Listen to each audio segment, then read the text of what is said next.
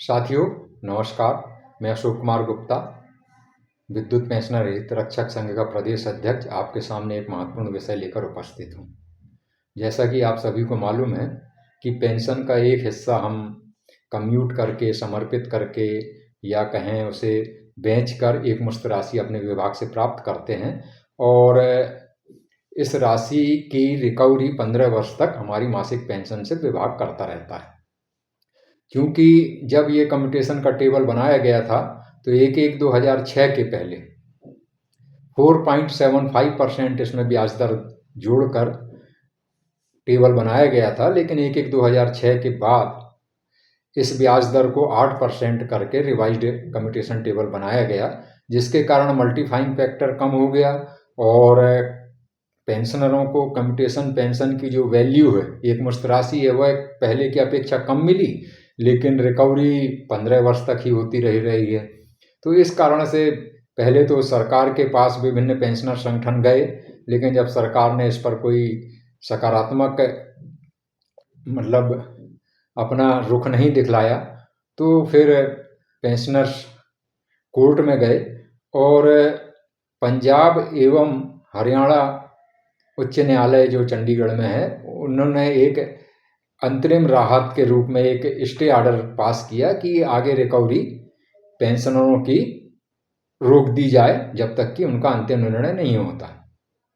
तो इसी निर्णय के जो स्टे है उसके आधार पर बहुत से स्टेट में भी स्टे मिला है और विद्युत पेंशनर हितरक्षक संघ ने भी लगभग 721 पेंशनर्स की ओर से हाई कोर्ट जबलपुर में प्रकरण प्रस्तुत किया है, जिसमें भी हमें स्टे मिला है कि जो कम्यूटेड वैल्यू की राशि है उससे अधिक की रिकवरी पर रोक लगाई जाती है, अतः इससे अधिक की रिकवरी ना की जाए। अभी अंतिम निर्णय आने बाकी थे, तो सुनवाई सभी प्रकरणों में चल रही है। बहुत सी स्टेट में जैसे केरल में है, राजस्थान में है, पंजाब में है या और भी गुजरात में है, सब स्टेट ने अपने अपने हिसाब से, किसी ने 12 वर्ष, किसी ने 13 वर्ष रिकवरी पीरियड किया हुआ है, लेकिन सेंट्रल गवर्नमेंट और मध्य प्रदेश सरकार ने अभी 15 वर्ष ही रिकवरी पीरियड रखा हुआ है। इस स्टे के आधार पर बहुत से पेंशनर्स को आगे पेंशन की जो रिकवरी हो रही थी उस पर रोकने के कोर्ट के आदेश हुए, तो एक पेंशनरों में बड़ी खुशी थी कि चलिए कोर्ट ने बहुत अच्छा एक अंतरिम राहत के रूप में हमको एक स्टे ऑर्डर दिया है और जिसके कारण जो एक वास्तविक ब्याज दर है उसके आधार पर जो रिकवरी कोर्ट निर्धारित करेगी तो आगे जाकर पेंशनरों को बहुत फ़ायदा मिलेगा। लेकिन हुआ क्या कि पंजाब एवं हरियाणा हाई कोर्ट ने दिनांक 27 नवंबर 2024 को इसी केस का अंतिम निर्णय सुना दिया गया है। इसका केस नंबर है CWP 9426 वर्ष 2024 O&M, जिसमें निर्णय दिनांक 27 नवंबर 2024 को सुनाया गया है और इस निर्णय के माध्यम से 808 पिटिशनर की पिटीशन एक साथ खारिज कर दी गई है। अब जैसे ही ये समाचार आया तो संपूर्ण पेंशनर्स जगत में एक हड़कंप मच गया कि भाई ये तो बिल्कुल पेंशनरों के विपरीत निर्णय आया है और अब तो ये है कि समस्त पेंशनरों को रिकवरी 15 वर्ष तक ही होगी और इसमें अब आगे कुछ नहीं हो सकता। तो एक बड़ा निराशा का वातावरण बना। अब चूंकि विषय महत्वपूर्ण था तो मैंने अपनी व्यस्तताओं को परे रखकर इस निर्णय आदेश को पढ़ा। लगभग 64-65 पेज का निर्णय आदेश है और इंग्लिश में है, तो मेरे जैसे आदमी के लिए थोड़ा सा उसको पढ़कर समझने में समय लगा। मैंने एक त्वरित टिप्पणी तो हालांकि व्हाट्सएप पर की थी कि इससे निराश होने की आवश्यकता नहीं है, लेकिन इसका एक मुझे ऐसा लगा कि इसका विस्तार से अध्ययन करके आप लोगों के समक्ष संपूर्ण जानकारी रखी जाए ताकि आप लोग इस निर्णय को समझ सकें, पूरे परिस्थितियों को समझ सकें और आगे क्या हो सकता है इस मामले में उसकी भी जानकारी आपको मिल सके। यह सिर्फ विद्युत पेंशनर्स का मामला नहीं है, संपूर्ण राज्यों के पेंशनर्स का भी मामला है और कहें तो केंद्र सरकार के जो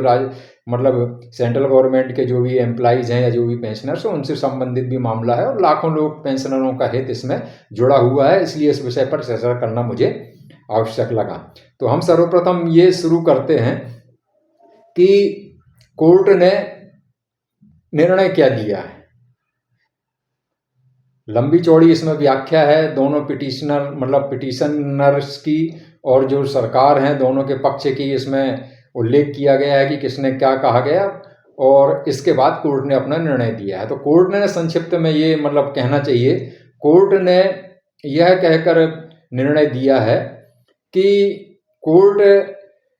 पॉलिसी मैटर पे हस्तक्षेप नहीं कर सकता और इसलिए चूंकि राज्य सरकार ने यह माना है कि वह इस विषय पे जांच करने के लिए कमेटी बनाने को तैयार है, इसलिए कोर्ट यह अपेक्षा करता है कि राज्य सरकार इस विषय की जांच करने के लिए विशेषज्ञों की एक कमेटी बनाएगी और वो कमेटी पेंशनर्स को या पेंशनर संगठनों को रिप्रेजेंट करने का उसमें अवसर प्रदान करेगी और इसलिए कोर्ट जो है वह बिना कोई आदेश के साथ इस पिटीशन को खारिज करता है। आदेश इतना है, बाकी इसमें जो व्याख्या की गई है और इस आदेश का जो कारण बतलाया गया है इस पे हम विषयवार और पॉइंट वाइज बिंदुवार कहते हैं जो, उस पे हम थोड़ी सी चर्चा करना चाहेंगे। तो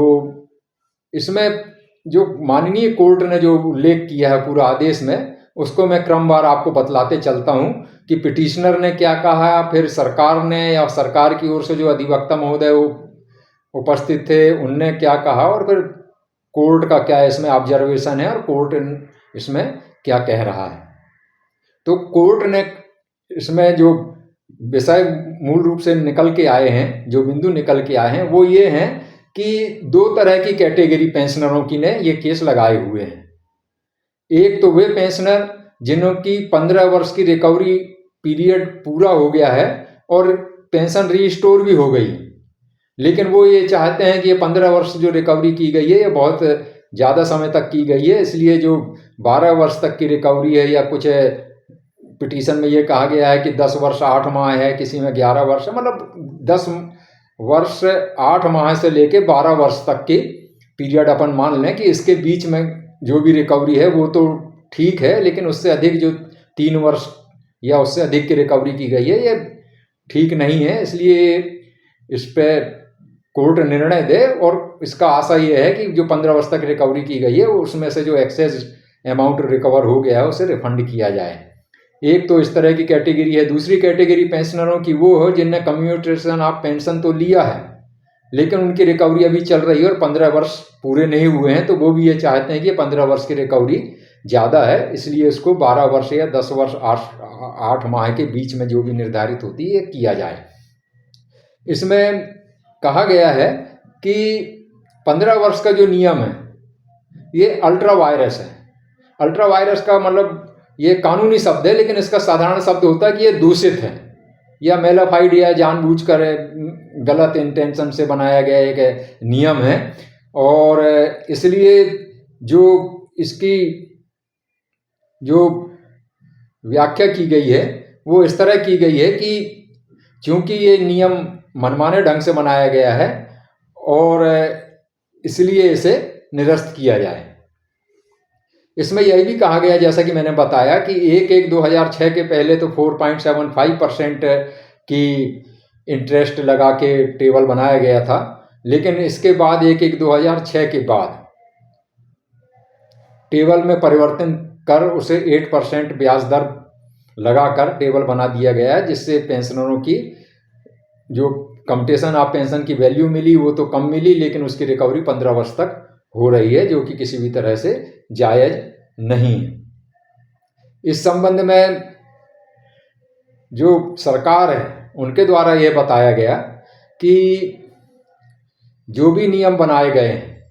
ये विचार करके बनाए गए हैं और 6वें वेतन आयोग जो पे कमीशन था उसने रिकमेंडेशन की थी कि जो रजिस्ट्रेशन पीरियड है उसे 15 वर्ष किया जाए, इसलिए 6वें वेतन आयोग की अनुशंसा पर ये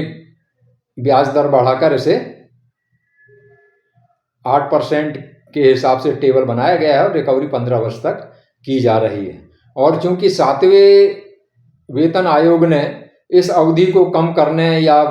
ब्याज दर कम करने हेतु कोई अनुशंसा नहीं की थी, इसलिए जो पुराना नियम है उसे यथावत रखा गया है और उसी आधार पर रिकवरी की जा रही है। पिटिशनर का ये कहना है कि जब वर्तमान में ब्याज दर 6% तक आ गई हैं तो 8% तक ब्याज वसूल करना ये किसी भी तरह से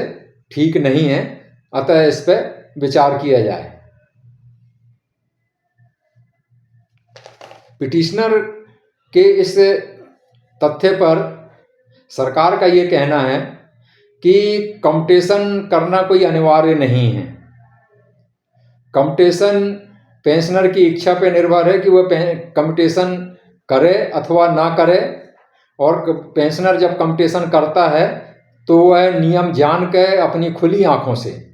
ओपन आइज शब्द उसमें इस्तेमाल किया गया है कि ओपन आइज से यानी आंख खुली रख के इस कम्यूटेशन को करता है, डिक्लेरेशन देता है, और इसलिए उसे मतलब कोई बाध्यता नहीं है कि वह कम्यूटेशन ले ही, अनिवार्यता नहीं है, वह अपनी स्वेच्छा से लेता है। इसलिए उसे अब ये कहना कि ये नियम गलत है ठीक नहीं है, इसलिए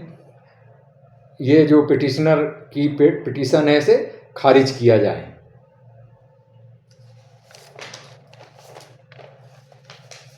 इस संबंध में पिटिशनर और जो सरकार है उनकी चर्चा के दौरान कोर्ट के समक्ष ये तथ्य भी आया कि 1987 में जो एक लोगों की जीने की औसत आयु, मतलब कहाँ तक आदमी जिएगा, तो एक जो डाटा निकाला जाता है तो औसत आयु उसकी 57 वर्ष मानी गई थी 1987 के पहले। उसे बढ़ाकर 1987 से 68.5 यानी 68.5 वर्ष किया गया। मतलब जो ये पहले माना जाता था कि 57 वर्ष तक आदमी जिएगा एक, और इसके बाद नहीं जिएगा, एक औसत लाइफ मतलब इसका पीरियड था, तो उसे बढ़ाकर 68.5 वर्ष मान लिया गया। और वर्तमान में अभी जो आयु निर्धारित की गई है WHO द्वारा, वर्ल्ड हेल्थ ऑर्गेनाइजेशन द्वारा, वह 77 वर्ष कर दी गई है। क्योंकि सरकार का ये कहना है कि ब्याज दर भले कम कर दी गई हो, लेकिन किसी पेंशनर की जब मृत्यु हो जाती है रिकवरी पूरी होने के पहले, तो फिर रिकवरी बंद कर दी जाती है, तो इसके कारण सरकार पर आर्थिक बोझ पड़ता है। फिर क्या है कि चूंकि पेंशनर पहले कम जीता था, अब अधिक जीने लगा है, इसलिए वो ज़्यादा समय तक उसको पेंशन देना पड़ती है, इसके कारण उस पर आर्थिक बोझ पड़ता है। तो इसलिए जो हम अधिक पैसा ले रहे हैं वो ठीक है। तो इस तरह के तथ्य प्रस्तुत किए गए। तो कोर्ट ने दोनों पक्षों को सुना और कोर्ट ने फिर एक सुप्रीम कोर्ट का एक प्रकरण पुराना चला था उसका रेफरेंस दिया, जिसके कोर्ट का जो नाम कोर्ट में जो केस था सुप्रीम कोर्ट में, उसमें forum of retired IPS officers FORPSO विरुद्ध union of India and others, ये प्रकरण का नाम है, जिसमें सुप्रीम कोर्ट ने इसी तरह के मामले पर सुनवाई की थी। और उसने 4 ऐसे आधारों पर पिटीशन को खारिज कर दिया था कि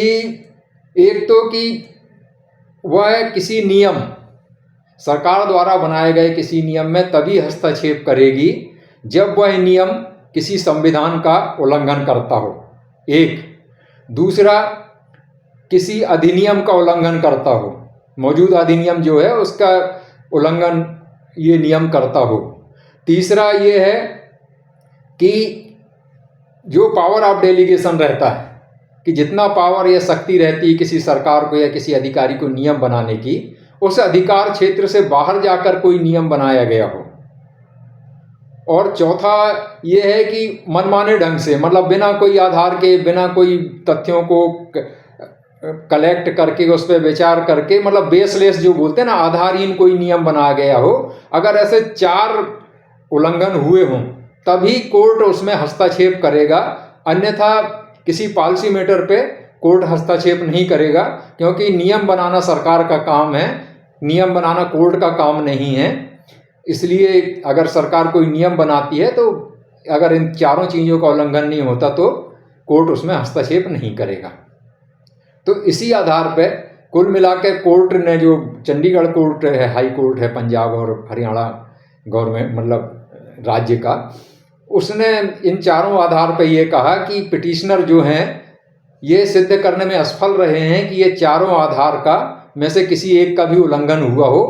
तो जो नियम है वो किसी तरह का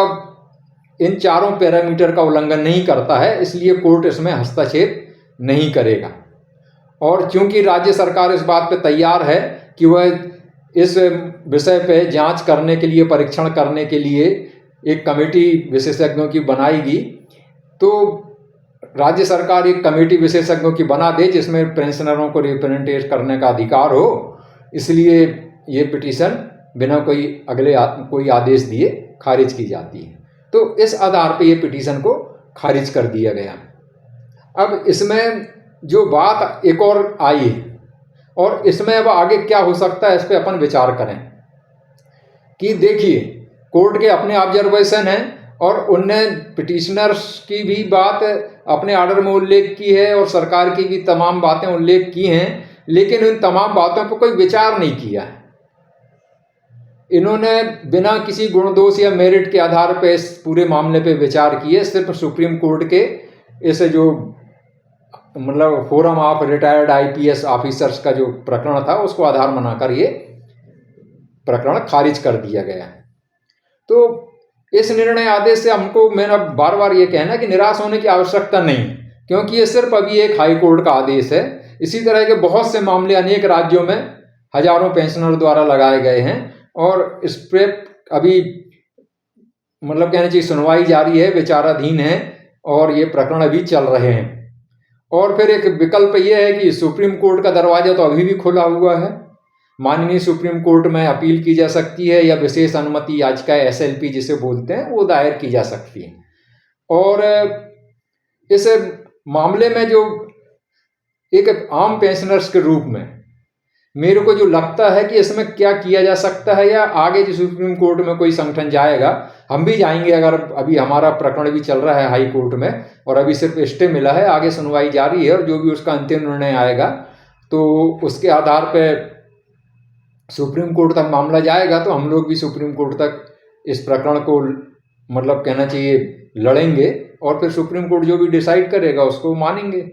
तो इसमें जो मेरे मत से जो चीज़ बताना चाहिए वो ये है कि आप ये जरूर कह सकते हैं कि सरकार जो नियम बनाती है उसमें कोर्ट हस्तक्षेप नहीं करता, क्योंकि नियम बनाना कोर्ट का अधिकार नहीं है। लेकिन इसको 4 पैरामीटर के आधार पर, 4 पैरामीटर जो तय किए गए हैं, इस पर भी तो विचार किया जा सकता है। बहुत से ऐसे प्रकरण हुए हैं कि रिव्यू पिटीशन या संवैधानिक पीठ बार बार मतलब किसी पुराने विषय को जो एक बार फैसला हो चुका रहता है उस पर भी पुनर्विचार करने को तैयार हो जाती है, फिर से ज़्यादा जजों की संवैधानिक पीठ बनाती है या लार्जर बेंच कह लो उसको बनाती है, और एक बार जो प्रकरण डिसाइड हो चुका है उसके भी किसी फैक्ट पे फिर दोबारा विचार करके वर्तमान परिस्थितियों के आधार पर निर्णय पलटती भी है और नए नए निर्णय देती भी। तो इन चारों पैरामीटर पर भी विचार किया जा सकता है कि सैद्धांतिक रूप से ये पैरामीटर सही हो सकते हैं कि नियम किसी संविधान का उल्लंघन नहीं कर रहा है, नियम किसी अधिनियम का उल्लंघन नहीं कर रहा है, नियम जो पावर ऑफ डेलीगेशन दिए गए हैं उसी आधार पर बनाया गया है और किसी रिपोर्ट या तथ्यों के आधार पर बनाया गया है। ये सब पैरामीटर वो कोई नियम पूर्ण करता है, लेकिन इसके बावजूद भी अगर किसी नियम से किसी समाज के बहुत बड़े वर्ग को प्रतिकूल प्रभाव झेलना पड़ता है या उसको हानि होती है, तो ऐसे नियम पे पुनर्विचार किया जाना चाहिए। क्योंकि जैसे कि पेंशनर वाले मामले में DS नकरा जी का जो प्रकरण हुआ है, लैंडमार्क प्रकरण सुप्रीम कोर्ट में, उसके जो डिसीजन 17 दिसंबर को जो 1981 में जो डिसीजन दिया गया था, उसमें ये बताया गया था कि पेंशन किसी तरह की आपकी, कहना चाहिए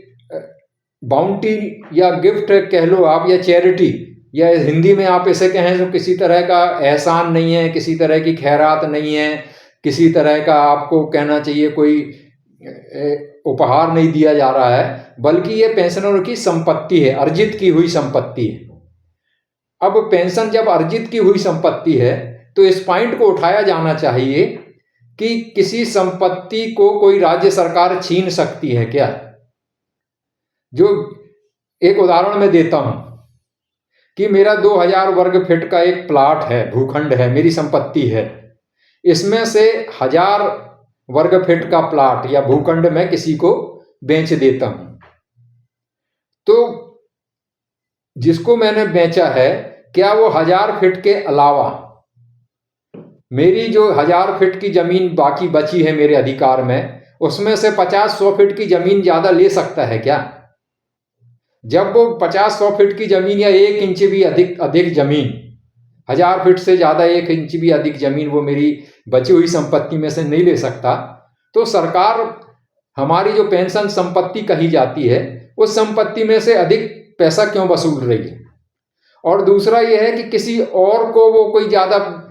या किसी की मृत्यु हो गई तो इसके कारण उसको ज्यादा मतलब रिकवरी पे रोक लगा दी तो आर्थिक बोझ पड़ रहा है, या किसी की कोई ज्यादा साल तक जी रहा है इसलिए उसको लगातार हम पेंशन दे रहे हैं, तो इसलिए उसकी रिकवरी या उसकी पूर्ति किसी अन्य पेंशनर से जो एक एवरेज जो साल मतलब WHO ने या सरकार ने या LIC ने जो तय किया है उतने साल जीता है और उसके बाद उसका निधन हो जाता है, तो क्या ऐसे पेंशनर से भी वसूली की जाएगी क्या? तो इस पॉइंट को उठाया जाना चाहिए। और इसके अलावा पेंशन का जो कहा जा रहा है कि पेंशन तो आपने आंख खोल के लिए हैं, आपको नियम मालूम था और ये तो वैकल्पिक था, आपको लेना था, नहीं लेना था, अगर आपको फायदेमंद नहीं लगता था तो नहीं लेना था। तो इस संबंध में ये कहा जा सकता है कि आदमी जब रिटायर होता है तो सीनियर सिटीजन कहलाता है, वृद्ध कहलाता है, या कहा जाए कि वो अपने जीवन के अंतिम पड़ाव पे पहुंच चुका होता है, इसलिए उसे सेवानिवृत्ति देकर रिटायर भी कर दिया जाता है और पेंशन दी जाती है। अब ऐसे मामले में चूंकि आदमी अपने जीवन के अंतिम पड़ाव पे है, और पहले क्या होता था कि 3.5 लाख ग्रेजुएटी मिलती थी, फिर बाद में 10 लाख हुई, फिर अभी 20 लाख हुई, तो पहले जो लोगों ने कम्यूटेट किया है पेंशन अपनी, तो उस समय पैसे की ज्यादा जरूरत रहती थी, लेकिन चूंकि पहले ग्रेजुएटी भी कम मिलती थी, पेंशन भी कम मिलती थी, और GPF में भी बहुत कम पैसा रहता था, और लोन वगैरह की भी उतनी सुविधाएं नहीं रहती थी, तो इसलिए उसको अपने मकान बनाने के लिए, बच्चों की शादी करने के लिए, एजुकेशन मतलब बीमारी के लिए, दुनिया भर के लिए बहुत पैसे की आवश्यकता रहती थी, इसलिए आदमी कम्यूटेट करता था अपनी पेंशन। तो उसकी एक पेंशन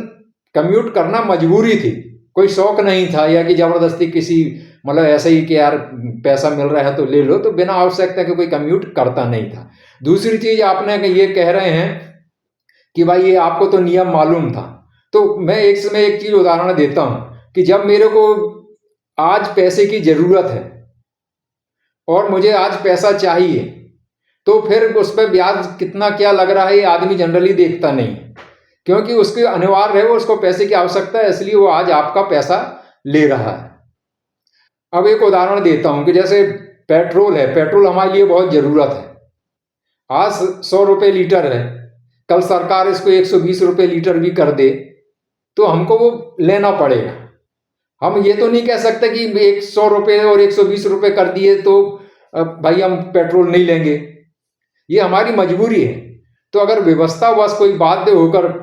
अपनी पेंशन कम्यूट करके पैसा ले रहा है और डिक्लेरेशन में साइन कर रहा है, तो इसे ये नहीं कहा जा सकता कि वो तो उसको मालूम था नियम और उन्होंने खुद स्वीकारा था इसलिए अब इस पर कुछ नहीं किया जा सकता। डिक्लेरेशन जो अपने से भरवाते हैं एप्लीकेशन के समय, उसमें भी सुप्रीम कोर्ट ने व्यवस्था दी है कि अगर किसी बाध्यता के कारण या कोई और विकल्प ना होने के कारण आदमी कोई डिक्लेरेशन देता है तो वो डिक्लेरेशन वैध नहीं माना जाता। जब आपके सामने कोई विकल्प ही नहीं है, आप जब तक डिक्लेरेशन नहीं भरोगे, जब तक आपको कंपटीशन नहीं मिलेगा, आपको राशि नहीं मिलेगी, तो ये आप मजबूरी में डिक्लेरेशन भी दे रहे हो, मजबूरी में नियम भी मान रहे हो। तो इस नियम को सिर्फ इस आधार पर चेंज नहीं किया जा करने से इनकार किया जा सकता कि भाई आपने तो यार सब जानते बूझते खुली आंखों से ये कंपटीशन लिया था। इसके अलावा हो रहा क्या है कि बहुत सी चीजों में देखिए, कमेटी बनाना, जैसे सरकार ने ये कहा कि वो तो 6th वेतन कमेटी ने बोला है इसलिए हमने कर दिया, और 7th पे कमेटी ने इस पे चेंज करने की नहीं कहा तो हमने चेंज नहीं किया। तो इस आदेश में जो मतलब जो कोर्ट ने अभी आदेश दिया है, इस आदेश में ही 5th वेज कमीशन का एक उल्लेख किया गया है, जिसमें सरकार ने खुद ये माना है कि जब 5th वेज कमीशन हुआ तो उसने ये अनुशंसा की कि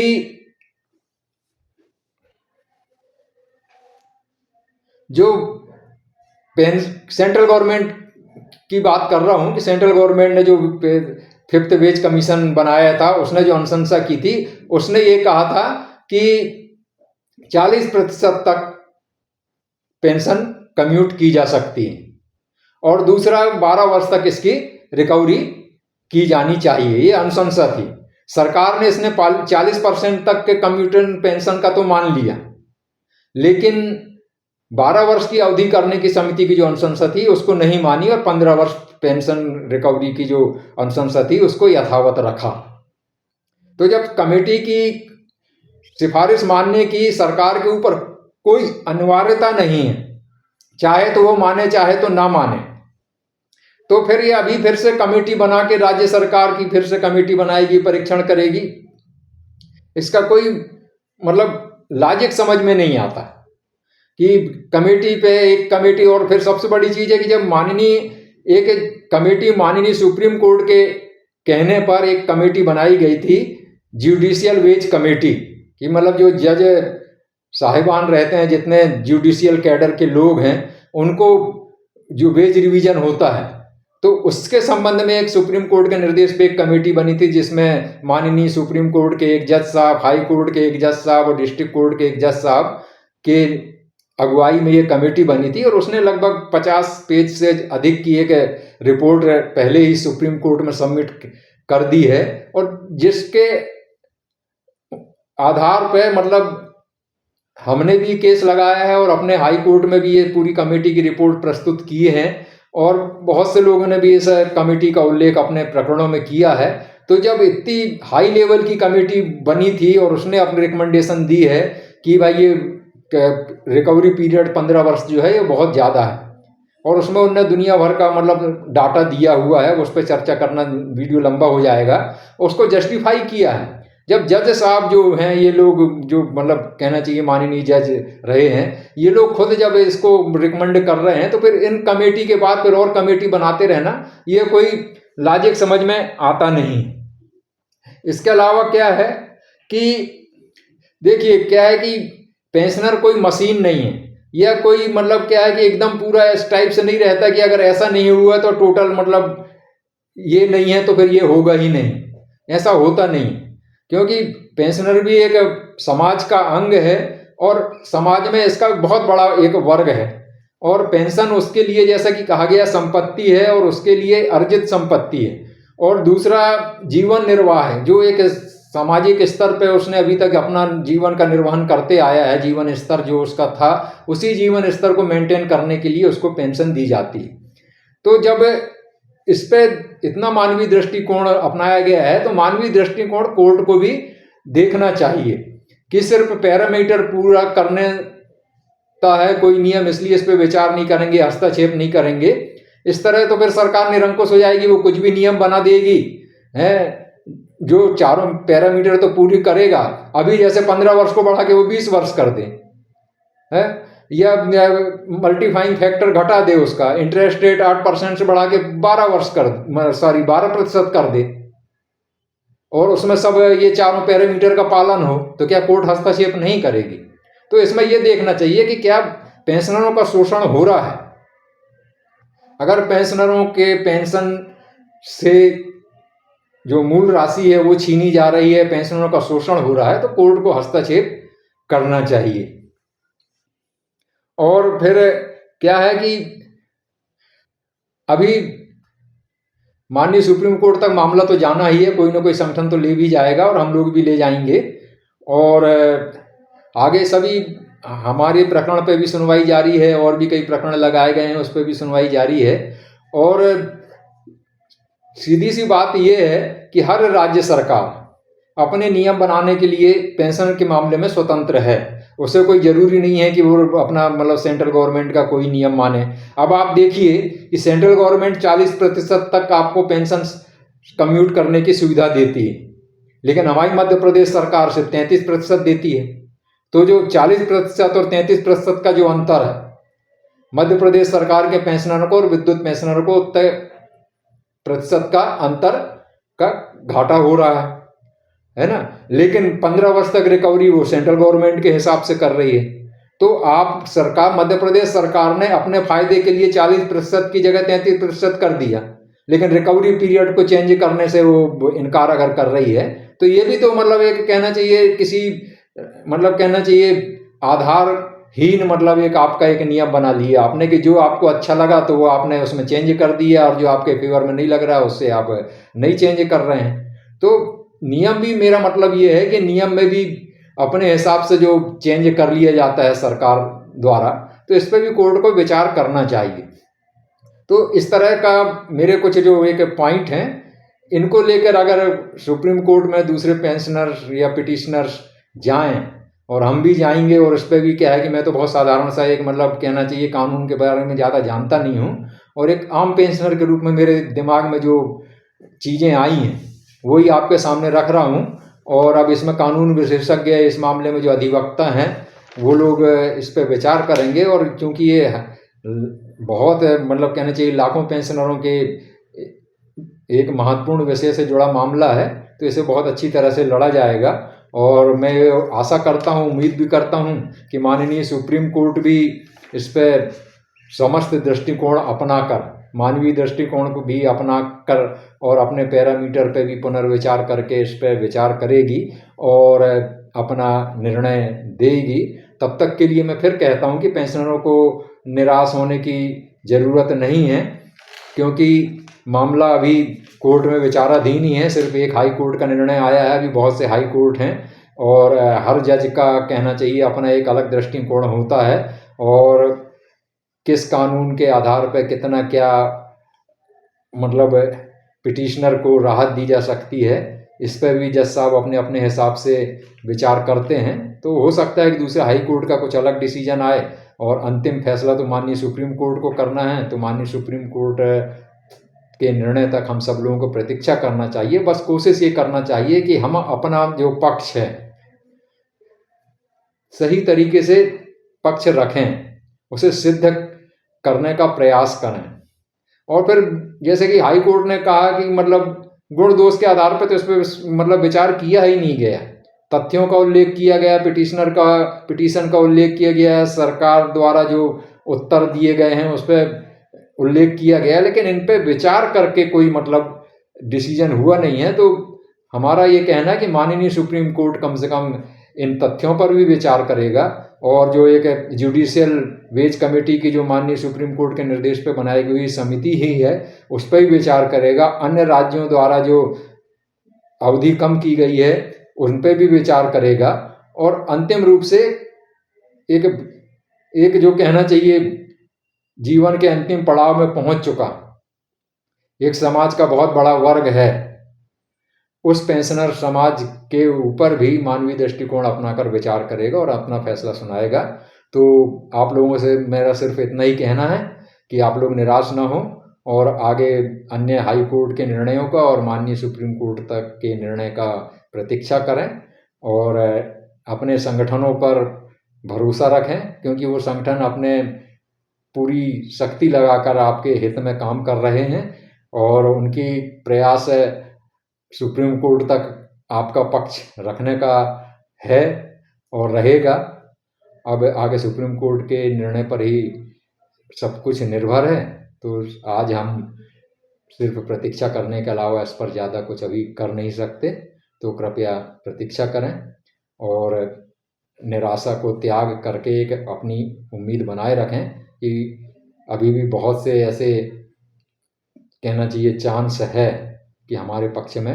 फैसला आ सकता है। जय हिंद, जय भारत।